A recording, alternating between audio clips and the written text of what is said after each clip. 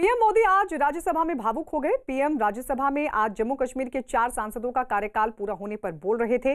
जिन सांसदों का कार्यकाल पूरा हो रहा है उसमें गुलाम नबी आजाद भी शामिल हैं और आजाद की एक बात का जिक्र करते हुए पीएम मोदी के आंसू छलक पड़े।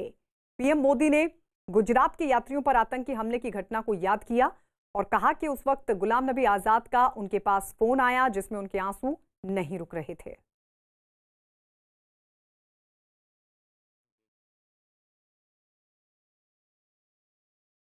शायद ही कोई ऐसी घटना मिल सकती है कि जबकि हम दोनों के बीच में कोई संपर्क सेतु न रहा हो। एक बार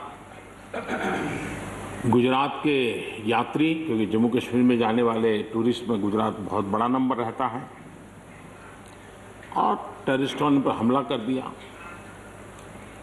करीब 8 लोग शायद मारे गए। सबसे पहले गुलाम नबी जी का मुझे फोन आया।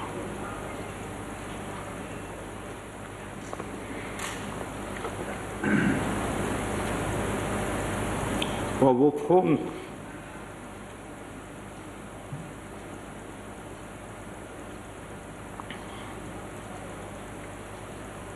सिर्फ सूचना देने का नहीं था,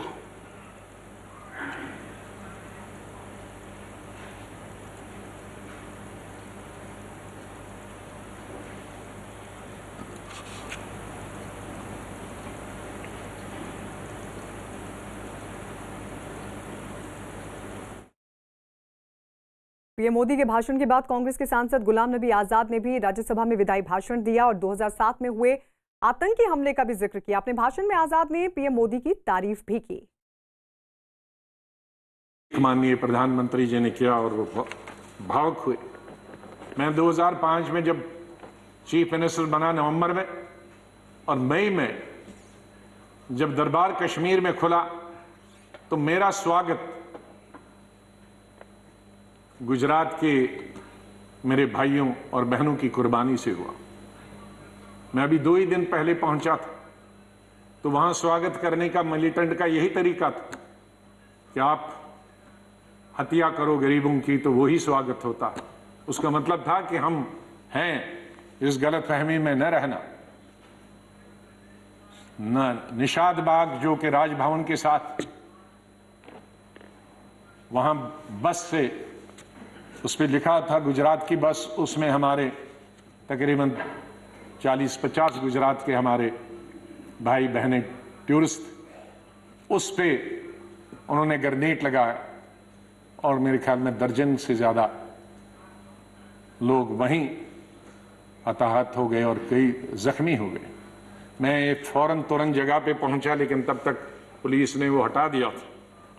फिर मैं जैसे माननीय प्रधानमंत्री जी, इन्होंने भी डिफेंस मिनिस्टर से बात की, मैंने प्रधानमंत्री जी से बात की, जहाज आया मी-8 उनको लेने के लिए।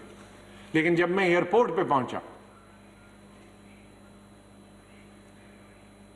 तो जाहिर है सिक्योरिटी वाले कहते हैं कि सीएम आ रहे हैं, सीएम आ रहे हैं। एयरपोर्ट पे ये सब जाने के लिए तैयार थे। हमारे जख्मी भाई, छोटे छोटे बच्चे।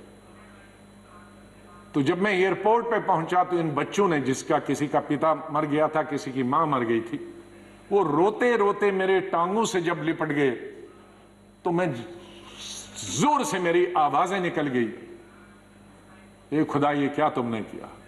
मैं कैसे जवाब दूं इन बच्चों को, मैं कैसे जवाब दूं उन बहनों को जो यहां तफरी के लिए आए थे, सैर के लिए आए थे, और आज मैं लाशें लेकर इनके हवाले कर रहा हूं उनके माता पिता की। तो ये भावुक होने की जरूरी बात थी।